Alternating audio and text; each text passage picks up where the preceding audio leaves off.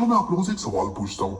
अब तक जो हमने पढ़ा था, यानी कि जो एरेज हम लोगों ने पढ़ा था और स्ट्रिंग्स जो हम लोगों ने पढ़ा था, वो एक एरे था। स्ट्रिंग भी एक एरे था, एक स्पेशल तरह का एरे जिसके एंड में हम लोगों ने बैक स्लैश जीरो यानी कि नल कैरेक्टर लगाया था। अब मैं यहाँ पर आप लोगों को ये बताना चाहता हूँ कि मान लो आप लोग एरेज बनाते हो, ठीक है, उसके अंदर सिमिलर आइटम आते हैं, सिमिलर डेटा टाइप आते हैं। आप स्ट्रिंग बनाते हो, उसके अंदर सिमिलर कैरेक्टर्स आते हैं। एरेज अगर आपने बनाया कैरेक्टर का तो कैरेक्टर होगा उसमें, एरे आपने बनाया अगर इंट का तो इंटीजर होगा उसमें, अगर आप लोगों ने एरे बनाया फ्लोट का तो उसके अंदर फ्लोटिंग पॉइंट नंबर ही होगा। लेकिन मैं आप लोगों को एक बात बताना चाहता हूँ। मान लो आप लोगों को एक एम्प्लॉय को रिप्रेजेंट करना है। अब आपको एम्प्लॉय क्या, एम्प्लॉय मतलब कोई भी इंसान जो कि कहीं पर काम कर रहा है, यानी कि कर्मचारी किसी भी एक संस्था का, किसी भी एक कंपनी का, उस कर्मचारी को रिप्रेजेंट करने के लिए आपको क्या क्या चीजें चाहिए होंगी। आप कहोगे मे बी उसका एक कोड होगा, उसको कुछ सैलरी मिल रही होगी और उसका कोई नाम होगा। मान लेते हैं कि ये तीन चीजें उसको रिप्रेजेंट करने के लिए चाहिए। अब जैसे मान लो हैरी है, वो कहीं काम कर रहा है तो उसको कुछ सैलरी मिल रही होगी, उसका कोई नाम होगा और उसी के साथ साथ उसका कोई कोड होगा। जैसे स्कूल में रोल नंबर होता है, मोस्ट ऑफ द कंपनीज में किसी ना किसी तरह का एम्प्लॉय कोड होता है, ठीक है, जिससे कि एम्प्लॉय को यूनिकली आइडेंटिफाई किया जा सके। क्योंकि जैसे कि अगर आप लोग एग्जाम्पल ले लो इंडिया जैसी कंट्री का, वहां पर शुभम, रोहन, ये सारे बहुत कॉमन नेम है और एक बहुत ज्यादा हाई चांस होता है कि किसी एक कंपनी में एक से ज्यादा शुभम हो। तो यहाँ पर इस प्रॉब्लम को सॉल्व करने के लिए क्या करते हैं, एक एम्प्लॉय कोड दे देते हैं। इसी तरह स्कूल में रोल नंबर दे देते हैं ताकि यूनिकली आपको आइडेंटिफाई किया जा सके। अब अगर आपको इस तरह का एक डेटा टाइप स्टोर करना है, यानी कि एक एम्प्लॉय टाइप का डेटा टाइप स्टोर करना है, तो आप लोग कह सकते हो कि यार सी लैंग्वेज में एम्प्लॉय डेटा टाइप क्यों नहीं है। फिर कोई दूसरा इंसान आ जाएगा, वो बोलेगा ये वाला डेटा टाइप क्यों नहीं है। कोई तीसरा इंसान आ जाएगा, वो बोलेगा प्रोग्रामर डेटा टाइप क्यों नहीं है। तो क्या मैं कस्टम डेटा टाइप अपना नहीं बना सकता सी में, यानी कि मैं एक ऐसा डेटा टाइप बना लूं, जैसे कि इंटीजर था मेरा, इंटीजर के अंदर मैं एक इंटीजर नंबर स्टोर कर सकता था।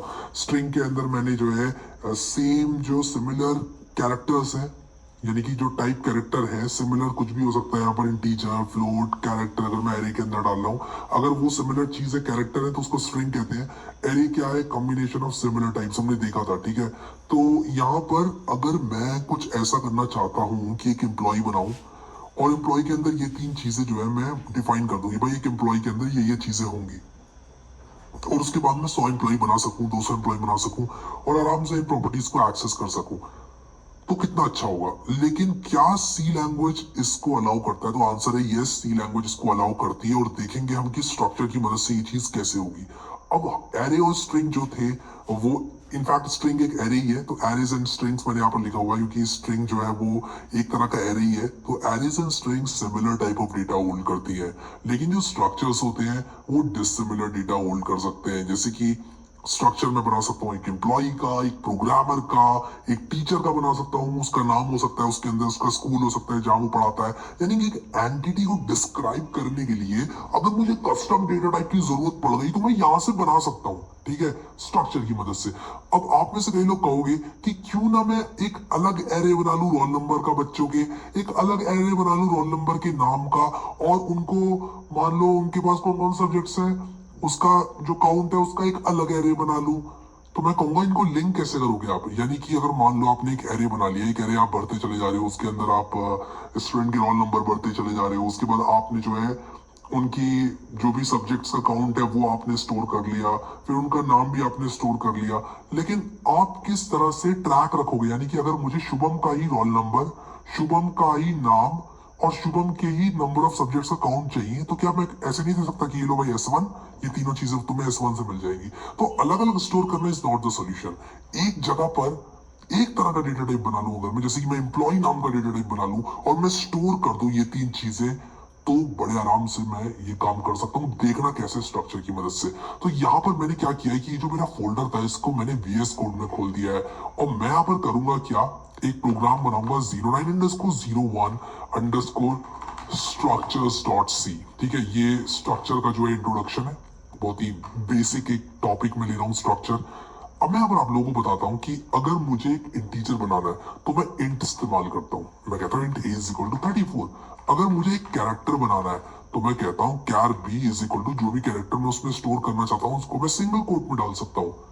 मुझे एक फ्लोटिंग पॉइंट नंबर चाहिए तो मैं यहाँ पर इस तरह से एक फ्लोटिंग पॉइंट नंबर भी स्टोर कर सकता हूँ, नो डाउट, कोई इशू नहीं है। लेकिन अगर मैं कोई ऐसा डेटा टाइप बनाना चाहता हूँ जो कि एक एम्प्लॉय को रिप्रेजेंट करे, तो मैं ऐसा तो नहीं लिख सकता यहाँ पर एम्प्लॉय E1 और उसके बाद मैं कह दूं कि भाई E1 की सैलरी हो और कुछ इस तरह से। ये तो मैं नहीं कर सकता। और आप चला के देख लो प्रोग्राम को, ये देखो यहाँ पर क्या हुआ। यहाँ पर ये कह रहा है कि भाई क्या E1, ये कहां से आ गया employ, unknown type name employ, कह रहे क्या है ये। तो अभी ये दोनों लाइनें काम नहीं करेंगी, मैं आप लोग को यहाँ पर बताना चाहता हूँ, ठीक है। तो यहाँ पर मैं इन दोनों लाइनों को हटा ही देता हूँ। मैं एक काम करता हूँ, अगर ये सैलरी मान लो मैंने फ्लोटिंग पॉइंट नंबर ली होती तब भी काम नहीं करता। मैं यहाँ पर लिख देता हूँ वोंट वर्क विदाउट स्ट्रक्चर्स, ठीक है, विदाउट एम्प्लॉय स्ट्रक्चर, यानी कि एक स्ट्रक्चर बनाना पड़ेगा एम्प्लॉय नाम का। अब मैं यहाँ पर क्या करूंगा, यहाँ पर मैं लिखूंगा स्ट्रक्ट एम्प्लॉय और उसके बाद मैं लिखूंगा यहाँ पर कुछ इस तरह से एक सेमीकोलन लगा दूंगा यहाँ पर। तो आप लोग यहाँ पर सिंटैक्स समझो। पहले मैंने लिखा स्ट्रक्ट एम्प्लॉय, मैंने ये चीज यहाँ पे लिखी हुई है और इसके अंदर मुझे जो जो चीजें चाहिए वो मैं डाल दूंगा। जैसे कि इस एम्प्लॉय नाम के स्ट्रक्चर के अंदर मुझे चाहिए इंटीजर, फ्लोट और एक नाम जो कि जिसकी लेंथ 10 होगी, ठीक है। तो मैं यहाँ पर लिखता हूँ इंट कोड और फ्लोट सैलरी और कैर नेम जिसकी जो लेंथ है वो होने वाली है 10, ठीक है। तो यहाँ पर देखो कोड, सैलरी और नेम, ये एम्प्लॉय कोड है, ये सैलरी है, उसको कितनी US डॉलर में सैलरी मिल रही है। अब यहाँ पर सैलरी का फ्लोट इसलिए लिया है क्योंकि US डॉलर में पॉइंट इंपॉर्टेंट हो जाता है, रुपीज में शायद ना हो। कभी भी किसी की सैलरी आपको ऐसे नहीं मिलेगी कि भाई 25,000 4 पैसे, 25,000 रुपए 4 पैसे या 50 पैसे, ऐसे नहीं मिलेगी।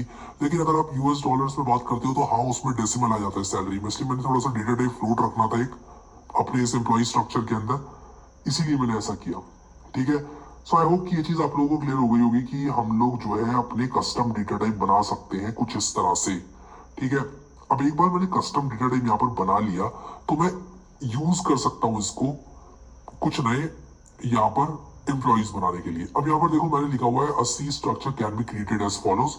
एग्जैक्टली यही चीज हम लोगों ने करी अभी यहाँ पर कोड में। और उसी के साथ साथ आप लोग यहाँ पर देखो कि this declares a new user defined data type जिसका नाम है एम्प्लॉय। तो मैंने स्ट्रक्ट एम्प्लॉय नाम का एक नया डेटा टाइप बना दिया। जिस तरह से मेरा इंट होता है उसी तरह से अब मैं स्ट्रक्ट एम्प्लॉय यूज कर सकता हूँ। तो अगर मैं यहाँ पर एम्प्लॉय ना लिखकर स्ट्रक्ट एम्प्लॉय E1 लिखूं तो मैं ऊपर वाले जो मैंने यहाँ पर कोड लिखे थे इसको मुमकिन बना सकता हूँ। और मैं यहाँ पर E1 dot salary is equal to 34 point ये लिख दूं और उसी के साथ साथ मैं E1 डॉट कोड जो है वो लिख लूं कुछ इस तरह से। और मान लो कोड इसका 100 रख दूं, मान लो किसी कंपनी में 100 से स्टार्ट हो रहे हैं। और उसी के साथ साथ मैं क्या करूं, E1 dot name is equal to कुछ इस तरह से कर दूं। अब E1 dot name is equal to मैं नहीं कर सकता, ये आपको पता होगा कि स्ट्रिंग को मैं ऐसे नहीं बना सकता क्योंकि कैरेक्टर पॉइंटर नहीं है, ये कैरेक्टर एरे है और डायरेक्टली मैं इसको ऐसे डिक्लेयर नहीं कर सकता E1 dot name is equal to Harry. अगर मैं इसको आप लोग को रन करके दिखाऊं तो यहाँ पर देखो एरर आ गया, कह रहा है assignment to expression with array type, ठीक है। तो इसीलिए हम strcpy यूज करते हैं कभी भी हमें स्ट्रिंग्स को इनिशियलाइज करना होता है। तो स्ट्रिंग डॉट एच इंक्लूड कर लिया। तो मैं ये ना लिख के मैं यहाँ पर लिख देता हूँ वोंट वर्क और उसी के बाद क्या काम करेगा ये भी लिख देता हूँ strcpy।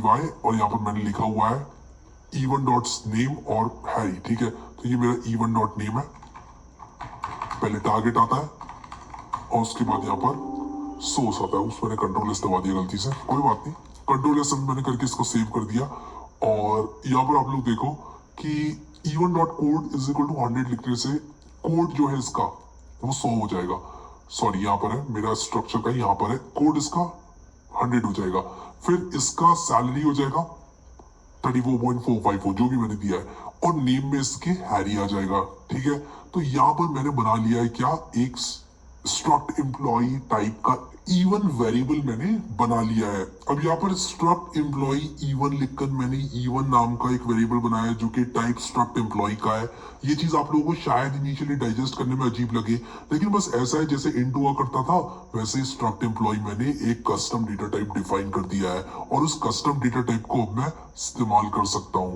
तो आप लोगों ने यहाँ पर देख लिया कि किस तरह से हम लोग कस्टम डेटा टाइप्स को यहाँ पर यूज करके ये बना सकते हैं। अब आप लोगों को ये डॉट क्या है, ये तो हमने कभी किया नहीं अभी तक।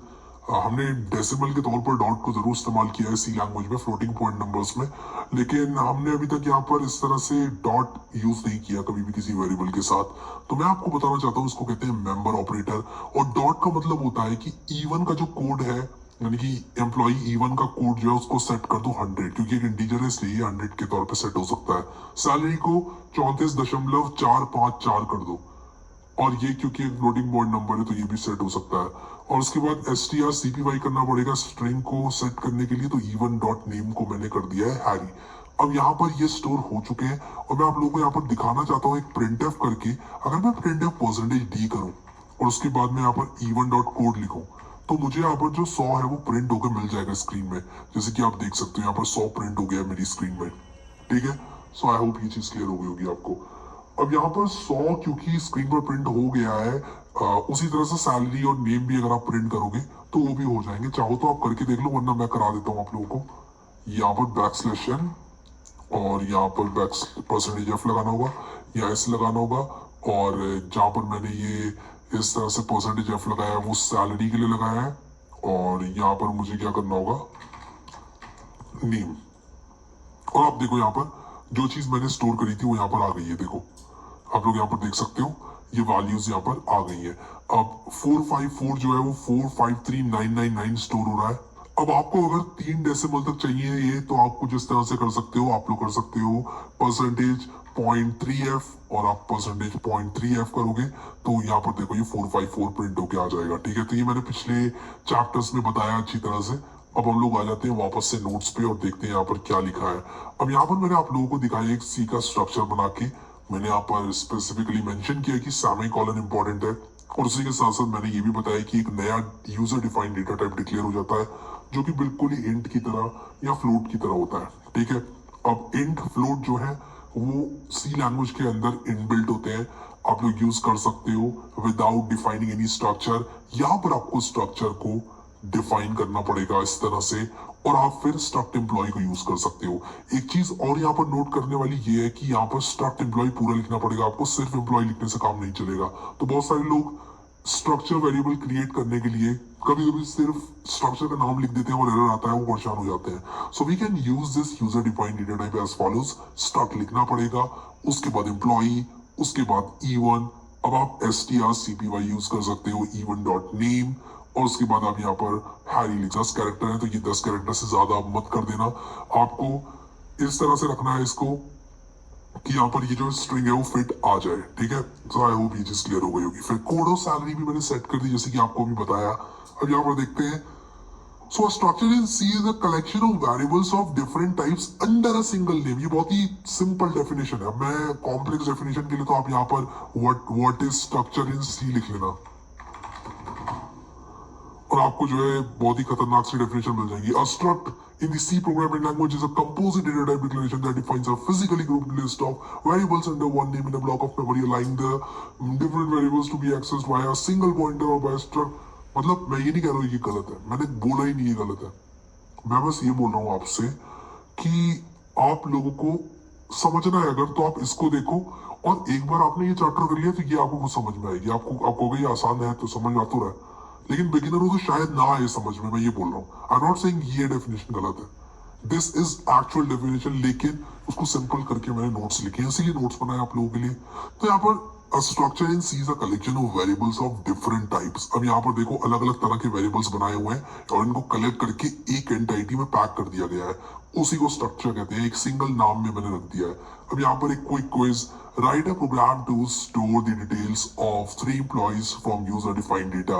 Use the structure declared above. यानी कि एम्प्लॉय वाला स्ट्रक्चर यूज करके मुझे 3 एम्प्लॉइज का डेटा इनपुट कराना है यूजर से। तो चलो आ जाओ इस चैलेंज को एक्सेप्ट करते हैं।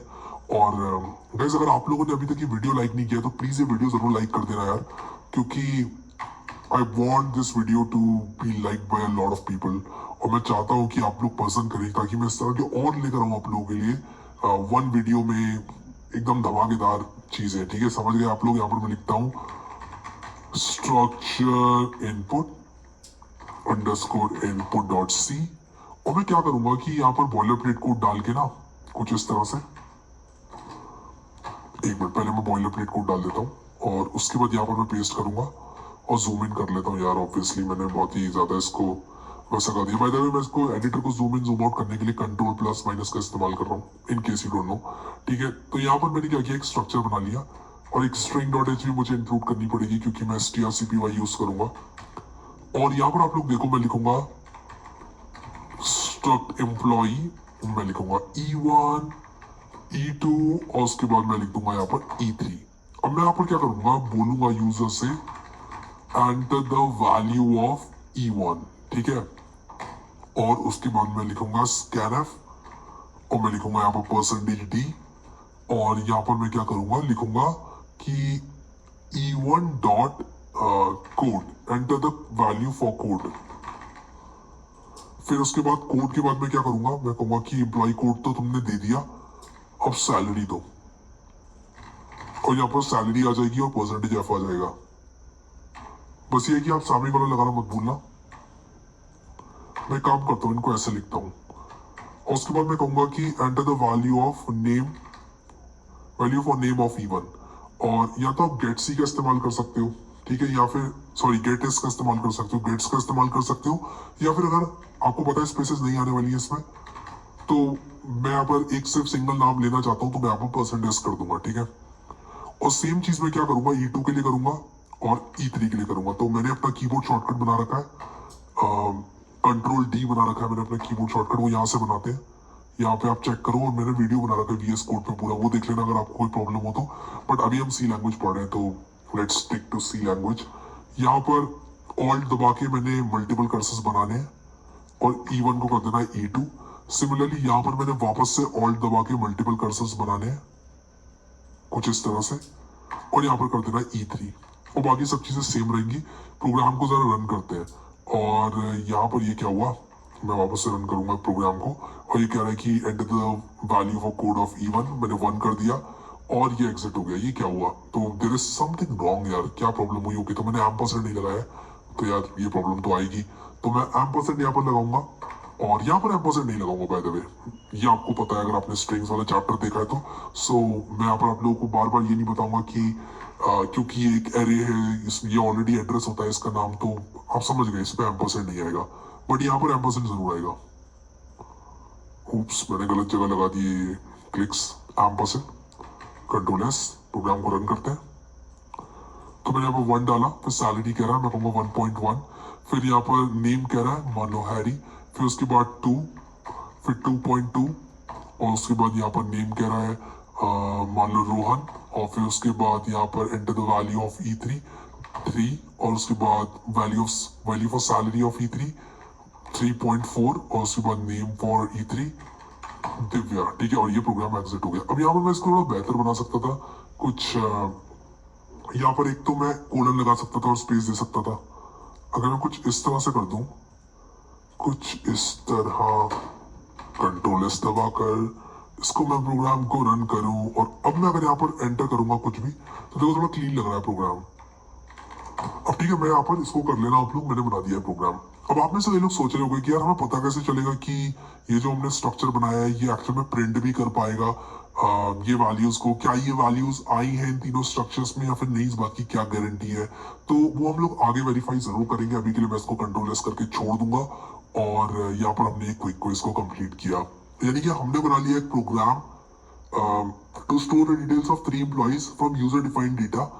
और हमने स्ट्रक्चर्स का इस्तेमाल किया जो कि हमने बनाया था एम्प्लॉय नाम का स्ट्रक्चर, ठीक है। आई होप कि स्ट्रक्चर आप लोग को समझ में आ गया होगा। और यहाँ पर जो मैंने ये एरेज एंड स्ट्रिंग्स वाला पूरा फंडा देके आपको उसके बाद सिंटेक्स बताया स्ट्रक्चर्स का, और उसके बाद एक एम्प्लॉय स्ट्रक्चर बना के दिखाया, और आई जस्ट होप कि आपको ये चीज क्लियर हो गई होगी। चलो जी बढ़िया। अब एक बहुत बड़ा सवाल जो कि शायद मैंने ऑलरेडी आंसर कर दिया, but let's take it once again, कि यहाँ पर क्यों करें इस्तेमाल स्ट्रक्चर को। स्ट्रक्चर को इस्तेमाल करने का पॉइंट क्या है, क्या मुझे स्ट्रक्चर को इस्तेमाल करना चाहिए। मैं ऑलरेडी जब वेरिएबल बना सकता हूँ अलग अलग, मैं जब ऑलरेडी बना सकता हूँ बहुत सारे एरेज, तो क्यों मुझे स्ट्रक्चर चाहिए। तो इसका एक बहुत ही स्ट्रेट जवाब ये है कि स्ट्रक्चर पैक करने के काम आता है। जैसे मुझे इंट सैलरी और नेम को एक नाम के अंदर पैक करना था जिसका नाम था एम्प्लॉई, अंडर वन नेम, मैंने यहाँ पे लिखा है अंडर अ सिंगल नेम, उसको मुझे कलेक्ट करके एक नाम के अंदर यानी कि एम्प्लॉय नाम देके पैक करना था। वो काम मैंने करा है स्ट्रक्चर की मदद से। अब आप कहोगे मैं कोड अलग बना लूं, सैलरी अलग बना लूं, नेम अलग बना लूं और एरे में उनको कंटिन्यूअसली स्टोर कर दूं, तो हाँ वो कर सकते हो आप। बट आप मुझे एक बात बताओ, अलग अलग वैल्यू स्टोर करना कन्वीनियंट रहेगा या फिर स्ट्रक्चर बनाना कन्वीनियंट रहेगा? क्योंकि स्ट्रक्चर से आपके पास एक नाम रहेगा E1। E1 एक एम्प्लॉय है जिसका कोड है, सैलरी है, नेम है। या आप ये कहोगे कि भाई एक E1 एम्प्लॉय है और उसका जो कोड है वो ये वाले एरे में है, सैलरी उसकी ये वाले एरे में है और नेम उसका ये वाले एरे में है, और वो भी 2 डायमेंशनल बनाना पड़ेगा, तो कितना कंफ्यूजन हो जाएगा। मतलब आप समझ रहे हो ना? तो इसीलिए हम लोग यहाँ पर स्ट्रक्चर का इस्तेमाल करते हैं डेटा ऑर्गेनाइज रखने के लिए। तो मैंने यहाँ पर जैसे कि लिखा है, we can create the data types in the employee structure separately, but when the number of properties in a structure increases, it becomes difficult for us to create data types, data variables without structures। ठीक है, तो अगर मैं data variables अलग अलग बनाऊं और बिना स्ट्रक्चर के मैं बनाऊं तो डिफिकल्ट हो जाएगा मैनेज करना। ऐसा नहीं है कि नहीं बना सकता। जरा सोचो, एक आप इतने सारे वेरिएबल्स को एक स्ट्रक्चर में पैक करना चाहते हो। अब यहाँ पर तो मैंने 3 को पैक किया, कोड, सैलरी और नेम। अगर ये 100 होते तो क्या आप 100 अलग अलग एरे बनाते? सोचने वाली बात है। यहाँ पर एक नाम के अंदर पैक करना is always going to be convenient. ठीक है, तो आई होप कि मैं बता पाया कि स्ट्रक्चर क्यों यूज करना चाहिए। Structures keep the data organised, आपके डेटा को ऑर्गेनाइज रखता है structure. Structure make data management easy for the programmer, data management easy होगा। डॉट ऑपरेटर, जिसको मेंबर ऑपरेटर भी बोलते हैं, वो आप लगा के उसके मेंबर को आप एक्सेस कर सकते हैं स्ट्रक्चर के। तो कितना अच्छा होगा, डॉट लगाया, आराम से एक्सेस कर लिया, अलग अलग वेरिएबल के चक्कर में कौन पड़ेगा। बट हाँ, अगर मुझे सिर्फ एक वेरिएबल, एक इंटीजर चाहिए या 3 इंटीजर चाहिए, तो मैं उन वेरिएबल को ऐसे ही बना लूंगा। लेकिन अगर मुझे 100 इंटीजर, 100 फ्लोट एक कंबाइंड नेम में चाहिए, जैसे एम्प्लॉय के केस में, तब मैं स्ट्रक्चर बनाऊंगा। सो आई होप ये चीज क्लियर हो गई होगी। अब मान लो मुझे एम्प्लॉय बनाने हैं 150 एम्प्लॉय बनाने हैं या 100 एम्प्लॉय बनाने हैं, तो ऐसे केस में मैं क्या करूंगा? 100 एम्प्लॉइज या 150 एम्प्लॉइज अगर बनाने हैं, तो क्या मैं यहाँ पर, जैसे मैंने 3 बनाए यहाँ पर एम्प्लॉइज, या तो मैंने E1 E2 E3 कर दिया, क्या मैं 100 तक जाऊंगा? 100 तक जाऊंगा तो ये लाइन पार हो जाएगी। E3 E4 E5 E6 E7 E8 E9 कितना बनाऊंगा, कितना टाइपिंग करूंगा मैं? तो मुझे टाइपिंग करने की जरूरत नहीं है, क्योंकि मैं एम्प्लॉइज का एक एरे बना सकता हूँ। अब आप लोग यहाँ पर कहोगे कि यार ये क्या हुआ, तो चलो इस चीज को समझने के लिए एक और प्रोग्राम बनाते हैं और उसका नाम मैं रखूंगा 09_03 स्ट्रक्चर्स, एरे ऑफ स्ट्रक्चर्स लिख देता मुझे, array of structures dot C. मैं यहाँ पर बॉयलर प्लेट कोड डाल दूंगा और यहाँ पर मैं क्या करूंगा, ये जो एम्प्लॉय वाला स्ट्रक्चर है इसको कॉपी कर लूंगा। ठीक है, उसी के साथ साथ मैं यहाँ पर स्ट्रिंग डॉट एच भी रखूंगा और यहाँ पर देखो आप एम्प्लॉय, कोड, सैलरी, नेम। अब यहाँ पर मैं क्या करूंगा कि मेन के अंदर मैं लिखूंगा स्ट्रक्ट एम्प्लॉय फेसबुक। फेसबुक एक स्ट्रक्ट एम्प्लॉय टाइप का एरे है जिसके अंदर 100 एम्प्लॉइज आ सकते हैं। अब यहाँ पर आप समझो इस बात को, जिस तरह मैं 100 इंटीजर्स बनाता था और वो ना बना के मैं एरे बना लेता था, उसी तरह मैं 100 E1 employees, E1 E2 E3 ना बनाकर फेसबुक नाम का एक एम्प्लॉय टाइप का यानी कि स्ट्रक्ट एम्प्लॉय टाइप का एरे बना लूंगा। अब ये एरे बनाने का क्या फायदा होगा मुझे, कि मैं फेसबुक 0, फेसबुक 1, फेसबुक 2 करके इनको एक्सेस कर सकता हूँ और मैं इन 100 एम्प्लॉय को आराम से एक्सेस कर सकता हूँ। तो अगर मैं यहाँ पर कुछ ऐसे लिख दूं, Facebook 0 dot code is equal to 100, तो ये प्रोग्राम वैलिड है।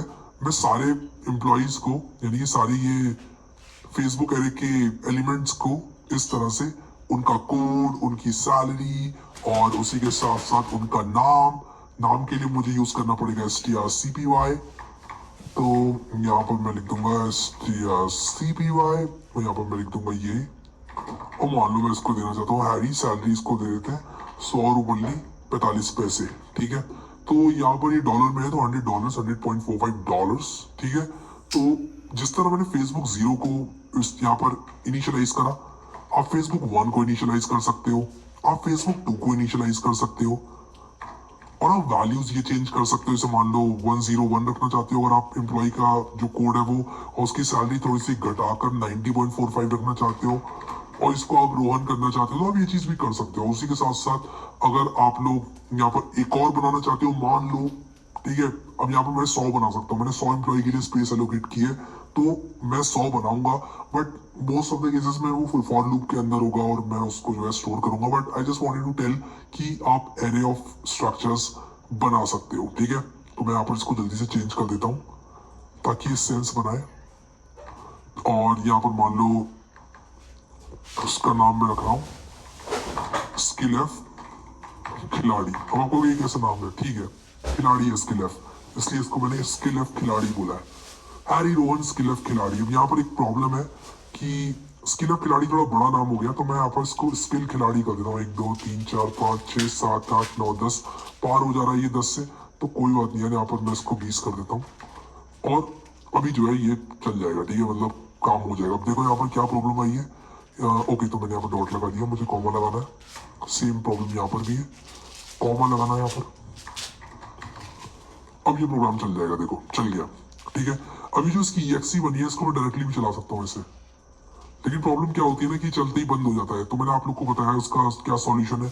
शिफ्ट दबा के राइट क्लिक दबाओ, पावर शेल विंडो खोलो और 09_03 लिखो, टैब दबाओ ऑटो कंप्लीट करने के लिए, फिर से टैब दबाओ।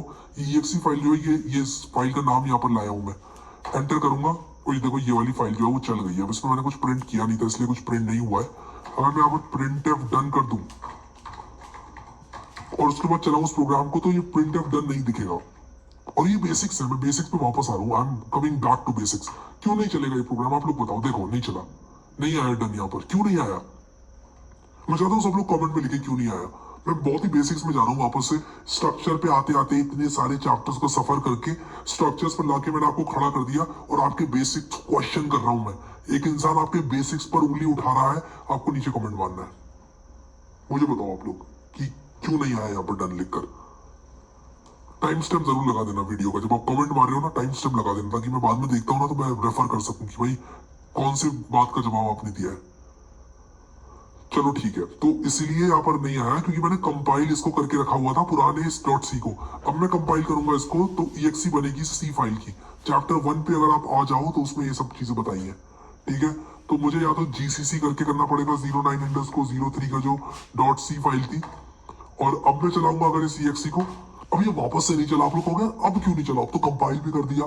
तो यहाँ पर क्या है, जब आप ये कोड अगर यूज करते हो तो ये फाइल जो आउटपुट करता है वो सेम नाम की करता है, लेकिन जब आप GCC यूज करते हो तो वो a.exe आउटपुट करता है। तो मुझे a.exe चलानी पड़ेगी अब। तो ये सारे बेसिक्स हैं, बहुत बेसिक्स हैं। अब आपको a.exe चलानी पड़ेगी। अगर मैं A टैब दबाऊं तब यहाँ पर डन आएगा लिखकर।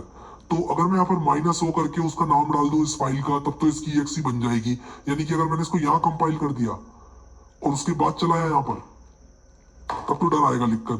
लेकिन मैं आपको बताता हूँ अगर आप कंफ्यूज हो गए तो GCC से कंपाइल करोगे तो जो आउटपुट फाइल बनेगी उसका नाम होगा a.exe। अगर आपने सिर्फ GCC लिखकर सिर्फ C फाइल का नाम लिखा है। लेकिन अगर आप GCC के कुछ ऑप्शनल पैरामीटर्स देते हो जो कि -o होता है, देखो यहाँ पर इसने ऑलरेडी दे दिया है, ये code runner automatically command generate करके लगाता है यहाँ पर। तो आप लोग क्या कर सकते हो कि इसको रन करोगे तो आपको सेम फाइल के नाम की EXE जनरेट होकर मिलेगी। तो ये सारे बेसिक्स हैं एंड आई होप ये बेसिक्स आपको समझ में आ रहे हैं, आप लोग समझ गए क्योंकि हमने बहुत टाइम शुरू में इसमें बिताया है। ठीक है, फ्यू बैक टू स्ट्रक्चर्स, वापस आते हैं स्ट्रक्चर्स पे और यहाँ पर अब देख लेते हैं कि स्ट्रक्चर को इनिशियलाइज किस तरह से किया जा सकता है। अब यहाँ पर हम कुछ और तरीके देख रहे हैं स्ट्रक्चर को इनिशियलाइज करने के। अब मैंने यहाँ पर आप लोगों को बताया था कि एक स्ट्रक्चर को इनिशियलाइज करने के लिए आपको मेंबर ऑपरेटर यानी कि डॉट ऑपरेटर का यूज करना पड़ता है। और आप कुछ इस तरह से डॉट कोड और उसके बाद आप लोग strcpy के साथ डॉट नेम और उसी के साथ साथ और भी बहुत सारी चीजें जो कि आप क्या कर सकते हो, यूज कर सकते हो और इनिशियलाइज करा सकते हो अपने इसको। ठीक है, स्ट्रक्चर को। लेकिन यहाँ पर मैं आप लोगों को एक बात बताना चाहता हूँ कि स्ट्रक्चर को और भी कुछ तरीके हैं जिनसे इनिशियलाइज कराया जा सकता है। जैसे कि मैं यहाँ पर लिख सकता हूँ struct employee Harry is equal to 171.22 और हैरी। ठीक है, तो यहाँ पर देखो कि ये तीनों सीक्वेंस में यानी कि कोड सैलरी और नाम मैंने दे दिए और ये यहाँ पर मेरा इनिशियलाइज हो जाएगा। क्या ये काम करेगा? चलो देखते हैं। ठीक है, तो मैं यहाँ पर एक नई फाइल बनाऊंगा 09_04 another way init structures.c, यानी कि another way to initialize structures.c। In fact एक काम करता हूँ, इसको कॉपी कर लेता हूँ पूरे प्रोग्राम को, और यहाँ पर ये जो फेसबुक बनाया है इसको फेसबुक को सिर्फ एक रहने देता हूँ, यानी कि यहाँ पर फेसबुक एरे था, यहाँ पर इनफैक्ट फेसबुक छोड़ो उसको हैरी कर लेते हैं, और इज इक्वल टू करके ऐसे कर लेते हैं 100, और यहाँ पर कुछ इस तरह से, और मैं यहाँ पर प्रिंटफ करूंगा नेम इज परसेंटेज, इसको मैं किसी भी ऑर्डर में प्रिंट कर सकता हूँ, और यहाँ पर हैरी डॉट नेम, और उसी के साथ साथ यहाँ पर परसेंटेज डी मेरा क्या है कोड, और उसी के साथ साथ सैलरी है, और यहाँ पर बैकस्लैश एन भी लगा लोगे ना अगर आप, तो थोड़ा सा अच्छा लगता है बस, मतलब बैकस्लैश एन से कोई ज्यादा वो नहीं है। मैंने यहाँ पर गलत कर दिया, एक फॉर्मेटिंग थोड़ी सी सही करनी है मुझे। मैं यहाँ पर क्या करूंगा, ऑल्ट दबाकर लिख दूंगा backslash n, control S to save, और यहाँ पर सेव करने के बाद इसको मैं कंपाइलर रन करूंगा, और यहाँ पर ये क्या प्रॉब्लम आई, मैंने वापस से डॉट लगा दिया गलती से कॉमा की जगह, कोई बात नहीं। और यहाँ पर देखो मैं इसको वापस से रन करता हूँ, और ये कह रहा है कोड इज 100, और कोड 100 हो गया, तो मैंने गलती कर दी, सैलरी में परसेंटेज एफ लगाना था, परसेंटेज एस लगा दिया मैंने गलती से, और ये प्रोग्राम जो है अब एज एक्सपेक्टेड रन हो जाएगा। ठीक है, तो यहाँ पर मुझे एक काम और करना था कि कोलन्स यहाँ लगाने चाहिए थे, मैंने लगा दिए यहाँ पर इसके बाद, बट कोई बात नहीं यार, चलता है। तो मुझे कुछ ऐसे इसको लिखना था, देखो अभी अच्छा लग रहा है, कोड इज 100 और सैलरीज ये, नेम इज हैरी। ठीक है, तो इस तरह से हम लोग जो है एक लाइन में इनिशियलाइज कर सकते हैं, तो एक ऑल्टरनेटिव वे है स्ट्रक्चर के इनिशियलाइजेशन का। अब अगर कभी कभी आप लोगों के पास बहुत सारे एलिमेंट्स हैं और आप सारे एलिमेंट्स को जीरो सेट करना चाहते हो, तो आप कुछ इस तरह से स्ट्रक्ट एम्प्लॉय शोब is equal to curly bracket में जीरो भी लिख सकते हो, इससे आपके सारे एलिमेंट्स जीरो से इनिशियलाइज हो जाएंगे। ठीक है, तो ये चीज आप लोगों को समझ में आ गई होगी और बहुत ही क्लियर है ये। अब यहाँ पर जो मैं बात आपको बताने वाला हूँ वो थोड़ी थ्योरेटिकल है, और उसको आप लोग समझना। जो स्ट्रक्चर स्टोर्ड होता है वो कंटिगुअस मेमोरी लोकेशन में स्टोर्ड होता है। अब यहाँ पर मान लो मैंने E1 नाम का एक स्ट्रक्ट एम्प्लॉय नाम टाइप का स्ट्रक्चर बनाया, ठीक है, तो वो मेमोरी में कहां पर जाकर स्टोर होगा, ये एक सवाल है।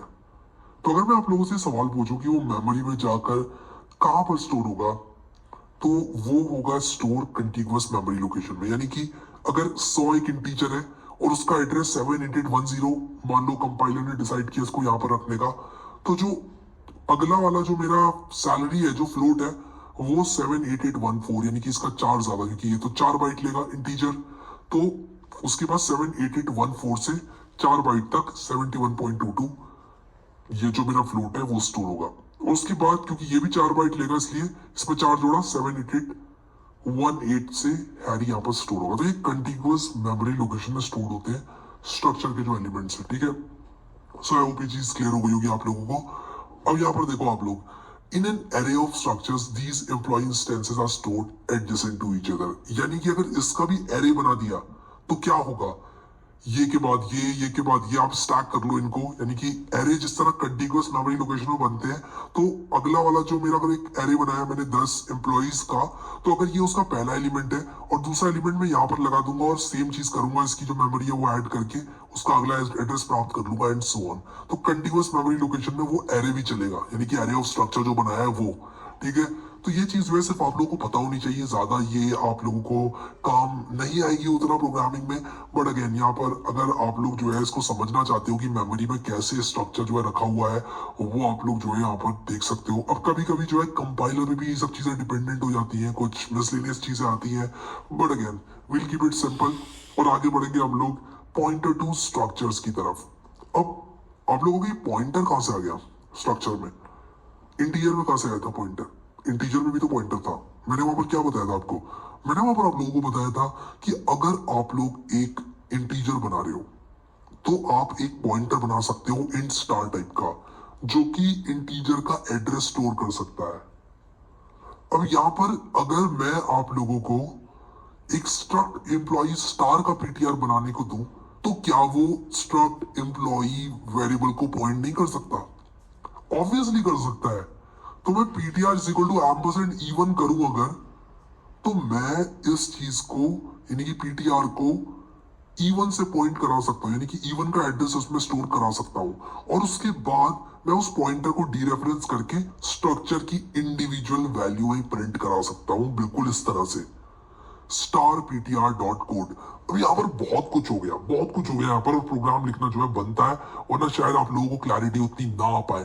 तो यहाँ पर जल्दी से मैं एक प्रोग्राम बना देता हूँ, और इसका नाम मैं रखूंगा 09_05, और यहाँ पर मैं रखूंगा pointer to structures dot C. मैं यहाँ पर बॉयलर प्लेट कोड लगाऊंगा। बॉयलर प्लेट कोड लगाने के बाद मैं यहाँ पर स्ट्रक्ट एम्प्लॉई को कॉपी करूंगा, और उसी के साथ साथ मैं यहाँ पर क्या करूंगा कि यहाँ पर स्ट्रिंग डॉट एच पी मैं इंक्लूड कर दूंगा, क्योंकि मैं स्ट्रिंग डॉट एच को यार यूज कर रहा हूँ, ठीक है, strcpy की फॉर्म में। अब यहाँ पर मैं क्या करूंगा, मैं कहूंगा स्ट्रक्ट एम्प्लॉई E1, मैं कहूंगा E1 नाम का एक एम्प्लॉई बनाओ, और मैं कहूंगा स्ट्रक्ट एम्प्लॉई स्टार पीटीआर बनाओ, यानी कि एक ऐसा पॉइंटर बनाओ जो कि स्ट्रक्ट एम्प्लॉई टाइप के वेरिएबल को पॉइंट कर सके। क्या कर सके? स्ट्रक्ट एम्प्लॉई टाइप के वेरिएबल को पॉइंट कर सके। जिस तरह अगर मैं इंट स्टार बनाता हूं तो वो एक इंटीजर वेरिएबल को पॉइंट करता है, उसी तरह यहां पर मैं बना सकता हूं एक स्ट्रक्ट एम्प्लॉई स्टार जो कि पॉइंट करेगा स्ट्रक्ट एम्प्लॉई टाइप के वेरिएबल पर। ठीक है, अब देखो आप लोग आगे हम लोग बढ़ेंगे, और यहां पर क्या करेंगे, लिखेंगे PTR is equal to ampersand E1। तो बताओ स्टार पीटीआर क्या होगा? स्टार पीटीआर क्या होगा? यहां पर ब्रैकेट में लगा लूंगा स्टार पीटीआर E1 होगा, यानी कि E1। अब मैं अगर यहां पर कुछ ऐसे कर दूं, dot code is equal to 101, और उसके बाद मैं यहां पर printf परसेंटेज डी करूं, और मैं यहां पर लिख दूं E1 डॉट कोड, तो 101 प्रिंट होगा नहीं होगा, ये बताओ आप लोग, मुझे बताओ कमेंट करके यार। कमेंट्स इतने होने चाहिए ना इस वीडियो में, लेट्स कीप अ टारगेट यार। इस वीडियो में बहुत सारे कमेंट्स रखते हैं, हर पॉइंट पर कमेंट करो आप लोग। इस वीडियो में हर टाइम स्टैम्प पे लगा लगा के आप कमेंट करो जहां जहां मैं बोल रहा हूँ। मैं देखता हूँ मैक्सिमम कमेंट्स कौन करता है, यानी कि सारे वीडियोस के जो टाइम स्टैम्प मैंने बोले यहाँ पर कमेंट करना है, वो कौन लगाकर कमेंट करता है मैं देखूंगा नीचे, देखता हूँ कौन देखता है वीडियो पूरा। बहुत कम लोग आते हैं वैसे यहाँ तक, अगर आप यहाँ तक भी आ गए हो तो कॉन्ग्रेचुलेशन, आप बहुत अच्छा काम कर रहे हो। आप लोग को काफी समझ में आएगा इस बात की, मैं गारंटी लेता हूँ कि आप लोग जो है बहुत अच्छी तरह से समझ जाओगे चीजें, क्योंकि मैंने बहुत दिल से बनाया वीडियो, बहुत मेहनत से बनाया है, और ये पूरा टारगेट लेके बनाया है कि मैं आप लोगों को सिखाकर ही मानूंगा। अब आप लोग बताओ कि क्या यहाँ पर 101 प्रिंट नहीं होगा? नीचे कमेंट करो यार, अगर सिंपल भी है तब भी करो नीचे कमेंट टाइम स्टैम्प लगा के कि हाँ होगा या ना नहीं होगा, क्योंकि ये तो हाँ होगा, इसका सवाल का जवाब है कि हाँ प्रिंट होगा यहाँ पर 101। सेव करते हैं प्रोग्राम को और रन करते हैं, और यहाँ पर देखो एक गड़बड़ हो गई है, और ये यहाँ पर क्या कह रहा है, PTR is a pointer, did you mean to use this? तो मैंने यहाँ पर स्टार पीटीआर डॉट कोड किया है, तो मुझे यहाँ पर इसको कुछ इस तरह से लिखना था। अब देखो यहाँ पर 101 प्रिंट हो गया, तो मैंने यहाँ पर एक छोटी सी गलती कर दी थी। तो हाँ, अगर आप लोगों ने टाइम स्टैम्प लगाकर लिखा है तो मे भी आप लोगों ने वहां पर लिखा होगा कि नहीं होगा प्रिंट। अब एक करेक्शन यहाँ पर भी कर लेना, मैंने नोट्स में भी एक गड़बड़ कर दी है, ब्रैकेट यहाँ पर आएगा, यानी कि हम पहले डी रेफरेंस करेंगे जो हमारा पॉइंटर है उसको, और फिर उसका डॉट कोड हमें करना है, यानी कि हमें पहले E1 को इवेल्युएट करवा लेना है और उसका डॉट कोड करना है। तो मैं नोट्स को भी अपडेट कर दूंगा यहाँ पर, अगर मैं ना करूँ तो काइंडली इसको आप ले लेना एराटा को, यहाँ पर ब्रैकेट जो है ये पैरेंथेसिस यहाँ पर आएगी, तो ये दोनों पैरेंथेसिस मैं ठीक कर दूंगा नोट्स में, वरना आप लोग खुद भी कर लेना यार ठीक, क्योंकि मे भी मैं भूल जाऊं, बट हाँ आप लोग कर लेना इसको, एंड इट्स वेरी ऑब्वियस कि आप लोग कर लोगे, बहुत ही सिंपल है। मैंने फ्लो में इसको गलत लिख दिया है, और यहाँ पर आप लोग स्टार पीटीआर लिखोगे तो सबसे पहले स्टार पीटीआर E1 में कन्वर्ट होगा, और E1 डॉट कोड है हमारा क्या 101। ठीक है, सो आई होप ये चीज क्लियर हो गई आप लोगों को। अब आप लोग कहोगे यार कौन स्टार लगाएगा बार बार, कौन डॉट लगाएगा बार बार, कोई शॉर्टकट नहीं है क्या? तो भाई जवाब है इसका कि शॉर्टकट है। ये लिखने के बजाय आप क्या कर सकते हो, यहां पर लिख सकते हो PTR code is equal to 101। अब ये वाली लाइन और मैं लिख देता हूं, यू कैन ऑल्सो राइट मैं ये भी कॉपी कर देता हूँ। मैं यहाँ पर इसको ऐसे कर देता हूँ। ऊपर वाली लाइन यानी कि लाइन नंबर 15 में जो लिखा है मैंने, और मैंने जो लाइन नंबर 16 में लिखा है, वो दोनों एक ही काम करेंगे। ठीक है, दिखा देता हूँ चला के आप लोगों को। देखो ये भी 101 यहाँ पर प्रिंट कर रहा है। तो ये जो एरो ऑपरेटर है, इसका मतलब होता है जब भी आपको एरो ऑपरेटर दिखे तो आप इसको रिप्लेस कर दो डॉट से और इसके पुराने पॉइंटर पे स्टार लगा दो, कुछ इस तरह से। जब आप ऐसा करोगे यहाँ पर तो, और इसको रन करोगे यहाँ पर, ब्रैकेट लगा लेना। ब्रैकेट लगाना बहुत जरूरी है, पैरेंथेसिस।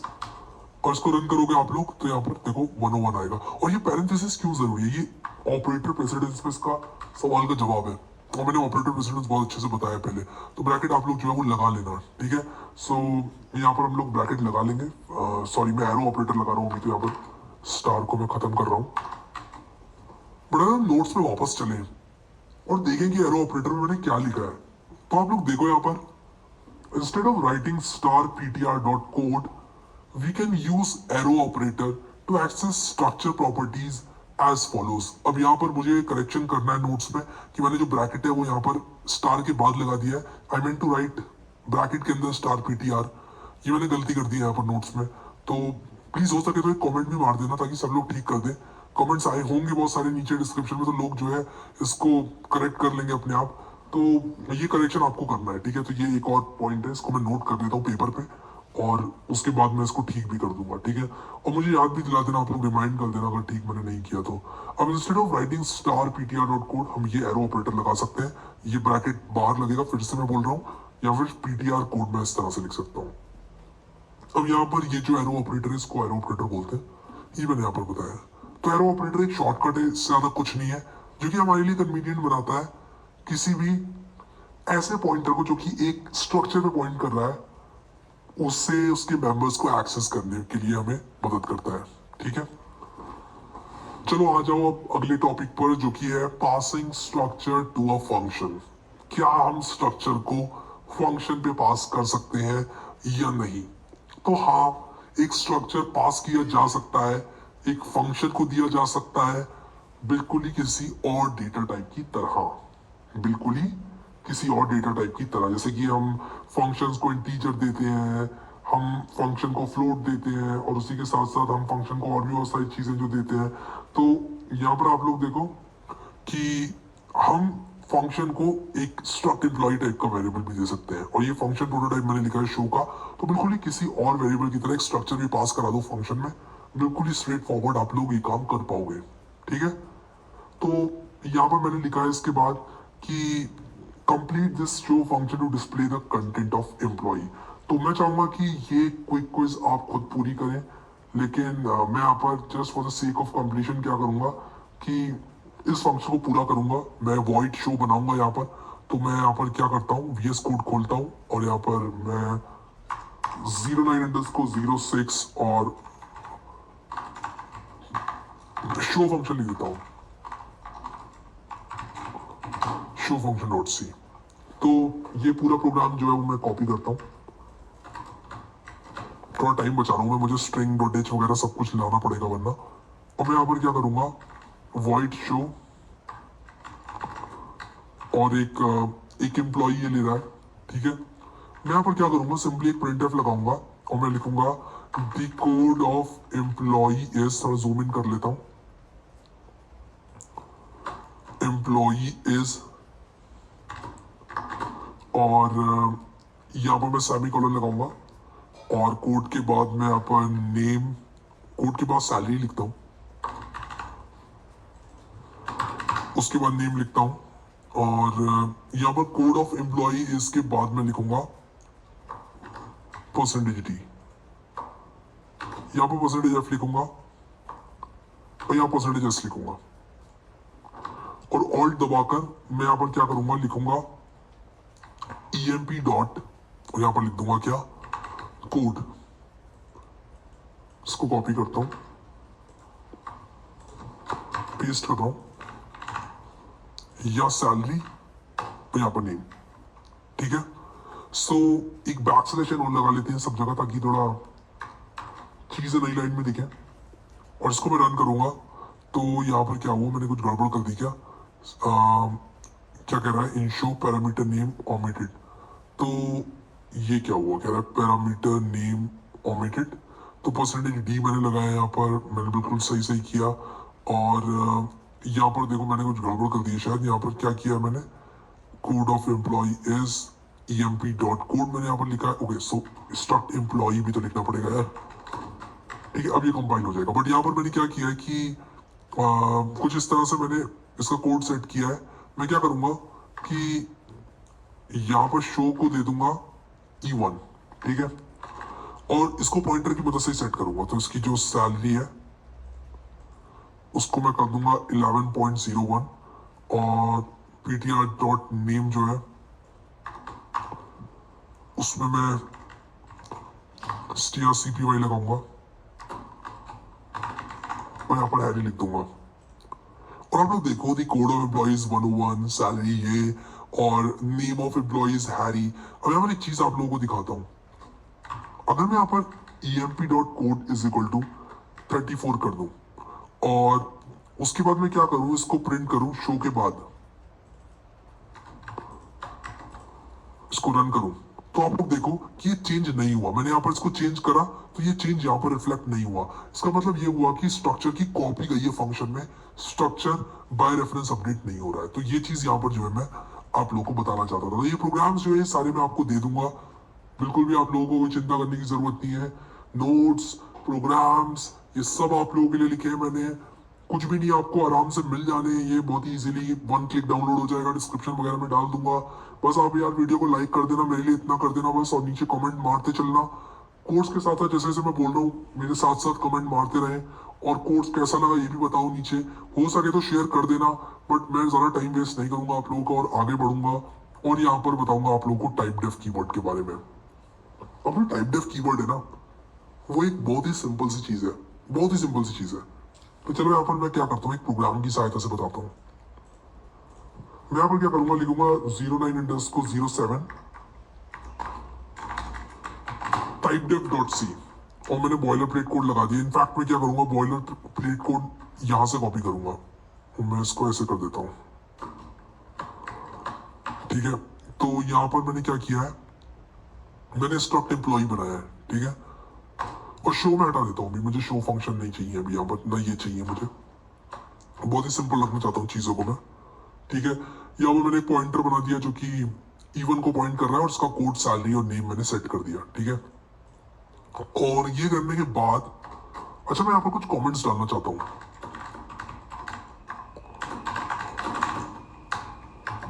कुछ कमेंट्स डाल लो ताकि आप लोगों के लिए आसान हो जाए बाद में समझना। तो यहाँ पर मैं लिख देता हूँ ptr and e1, ठीक है। तो मैंने डिक्लेयर किया पॉइंटर और उसी के साथ साथ E1, ठीक है। इनफैक्ट मैं इसको E1 एंड पॉइंटर लिखूं तो ज्यादा अच्छा रहेगा। एंड ptr थोड़े से कमेंट यहाँ पर अगर मैं डालूंगा ना तो थोड़ा इजी हो जाएगा आपके लिए। पॉइंटिंग ptr टू E1, तो ये थोड़ा क्लीन लग रहा है अभी। अब टाइप डेफ क्या करता है, अब देखो टाइप डेफ में जैसे ही करूंगा ना आपको समझ में आ जाएगा, मुझे बताने की जरूरत ही नहीं पड़ेगी। मैंने यहाँ पर टाइप डेफ लगा लिया, मैंने कहा टाइप डेफ स्ट्रक्ट एम्प्लॉय और यहाँ पर मैं लिख दूंगा emp, ठीक है। emp लिख रहा हूं जानबूझ के, ठीक है, आप समझोगे अभी। अब मैं स्ट्रक्ट एम्प्लॉय को रिप्लेस कर सकता हूं emp से, यहां emp, यहां भी emp, और देखो इस प्रोग्राम को रन करूंगा तो ये देखो चल गया प्रोग्राम, एकदम चल गया। देख रहे हो आप लोग। मैं सिर्फ एक चीज प्रिंट करूंगा यहाँ पर। इनफैक्ट अगर शो फंक्शन हम ले ही आए तभी सही रहेगा यार। शो फंक्शन से क्या होगा ना कि पता चल जाएगा यहाँ पर। यहाँ पर आप क्या कर सकते हो कि इसको कुछ इस तरह से पेस्ट कर लो और यहाँ पर मैं क्या करूंगा, शो कर दूंगा E1 को, ठीक है। तो आप लोग देखो जैसे ही मैं इसको चलाऊंगा ये प्रोग्राम चल गया। तो कन्वीनियंस क्या मिली मुझे ये करने से, टाइप डेफ करने से। टाइप डेफ करने से बस ये फायदा हुआ मुझे कि यहाँ पर मैं क्या कर रहा था, मैं यहाँ पर बार बार जो है ये बन लिखे जा रहा था स्ट्रक्ट एम्प्लॉय बन, स्ट्रक्ट एम्प्लॉय, स्ट्रक्ट एम्प्लॉय। अब emp नाम का इंट की तरह बन गया है मेरा डेटा टाइप। जैसे इंट एक डेटा टाइप है वैसे ही अब emp भी इस प्रोग्राम में मेरा डेटा टाइप है। तो टाइप डेफ बस यही करता है कि एक एलियस बना देता है। तो क्या इसका मतलब ये है कि स्ट्रक्ट एम्प्लॉय अब यूज नहीं कर सकता मैं? हाँ कर सकता हूँ, देखो शो में मैंने किया है। अगर मैं इसको यहाँ पर ईएमपी कर दूं। अब यहाँ पर एक प्रॉब्लम है, मैंने इसको ईएमपी ले लिया है, मुझे इसको ईएमपी 1 करना पड़ेगा जस्ट कि ये यहाँ पर इसके साथ क्लैश ना करे। मैं कभी भी कुछ ऐसा काम नहीं करना चाहता जो कि मेरे कोड में प्रॉब्लम्स क्रिएट करे। तो मैं चलाऊंगा इसको। तो क्या प्रॉब्लम आ गई यहाँ पर, emp dot code is equal to, ये क्या प्रॉब्लम है, ये मैंने कहा लिखा है शो के अंदर कह रहा है कि कोई प्रॉब्लम है। emp dot code is equal to, okay, तो emp डॉट कोड यहाँ पर इसको हटा देते हैं, इसको रन करूंगा। अब यहाँ पर देखो बिल्कुल एज एक्सपेक्टेड प्रोग्राम चल रहा है। तो यहाँ पर मैंने इंट की जगह एक emp नाम का कस्टम डेटा टाइप बना दिया, ठीक है। तो ये देखो emp बना दिया मैंने। अब ऐसा लग रहा है कि जैसे emp इंट की तरह है, बट ये टाइप डेफ किया हुआ स्ट्रक्चर है। तो टाइप डेफ का बस यही काम होता है, कस्टम डेटा टाइप बनाने के काम आता है, बस, इससे ज्यादा कुछ नहीं। तो चलो आ जाओ, अब देखते हैं नोट्स के पास क्या है हमसे कहने के लिए। We use the typedef keyword to create an alias name. Alias का मतलब होता है क्या, एक निक नेम। एलियस का मतलब कुछ ऐसा समझ लो, एक दूसरा नाम। अगर किसी का नाम मान लो शुभम है और उसको शोभो कोई बोल रहा है तो शोभो उसका एलियस है, ठीक है। अगर किसी का नाम सामंत है, उसको कोई सैम बोल रहा है तो सैम उसका एलियस है, ठीक है। तो यहाँ पर एलियस नेम समझ में आ गया आपको, फॉर डेटा टाइप्स इन सी, ठीक है। एक बस एक प्यारा सा नाम देने के लिए कि स्ट्रक्ट कॉम्प्लेक्स ना लिखना पड़े, सिर्फ कॉम्प्लेक्स नंबर लिखने से काम हो जाए। Typedef is more commonly used with structures. अब जरूरी नहीं है कि सिर्फ स्ट्रक्चर से ही आप लोग जो है ये चीज कर सकते हो, स्ट्रक्चरों के साथ ही कर सकते हो typedef use. Typedef वैसे भी यूज कर लो आप, कोई दिक्कत नहीं है, आप आराम से यूज करो टाइप डेफ। लेकिन सबसे ज्यादा मोर कॉमनली आपको मिलेगा सी लैंग्वेज के अंदर पूरी टाइप डेफ यूज होता है, वो स्ट्रक्चर के अंदर। तो स्ट्रक्ट कॉम्प्लेक्स, यहाँ पर फ्लोट रियल, फ्लोट आईएमजी, यहाँ पर इस तरह से मैंने एक कॉम्प्लेक्स नंबर बना लिया। अगर आपको नहीं पता कॉम्प्लेक्स नंबर क्या होता है, तो कॉम्प्लेक्स नंबर कुछ नहीं है, कुछ ऐसा समझ लो वेक्टर की तरह है। वैसे complex number is something else, but लोगों के लिए सिंप्लीफाई करने के लिए मैं बता रहा हूँ। एक उसका जो है एक्स एक्सिस है, एक वाई एक्सिस है, एक एक्स में वैल्यू है, एक वाई में वैल्यू है, और यहाँ पर जो है आप लोग उसको प्लॉट कर सकते हो कुछ इस तरह से, बस ऐसे ही समझ लो उसको, ठीक है। तो दो वैल्यूज है इसमें, रियल है वो भी फ्लोट है, इमेजिनरी भी फ्लोट है, और इस तरह से आप कॉम्प्लेक्स को डिक्लेयर कर सकते हो। Struct complex C1 C2 for defining complex numbers, ठीक है। तो अगर आपको डिफाइन करने हैं कॉम्प्लेक्स नंबर तो आपको स्ट्रक्ट कॉम्प्लेक्स C1 C2 ऐसे लिखना पड़ेगा, ये लाइन लिखनी पड़ेगी। अगर आपका स्ट्रक्चर ऐसे डिक्लेयर हुआ है तो आपको कुछ इस तरह लिखना पड़ेगा, स्ट्रक्ट कॉम्प्लेक्स C1 C2। लेकिन अगर आपने typedef struct complex complex number कर दिया ऐसे, तो आप कॉम्प्लेक्स नंबर को इंट की तरह इस्तेमाल कर सकते हो, या फ्लोट की तरह इस्तेमाल कर सकते हो, या फिर कैर की तरह इस्तेमाल कर सकते हो। और यहाँ पर देखो आप लोग कॉम्प्लेक्स नंबर C1 C2 ऐसे आप कर सकते हो डिक्लेयर अपने C1 और C2, ठीक है। तो इस तरह से अपने प्रोग्राम में आप लोग C1 और C2 डिफाइन कर सकते हो। सो आई होप कि ये चीज आप लोग को समझ में आ गई होगी, और स्ट्रक्चर चैप्टर जो है वो आप लोगों के लिए बहुत अच्छा था।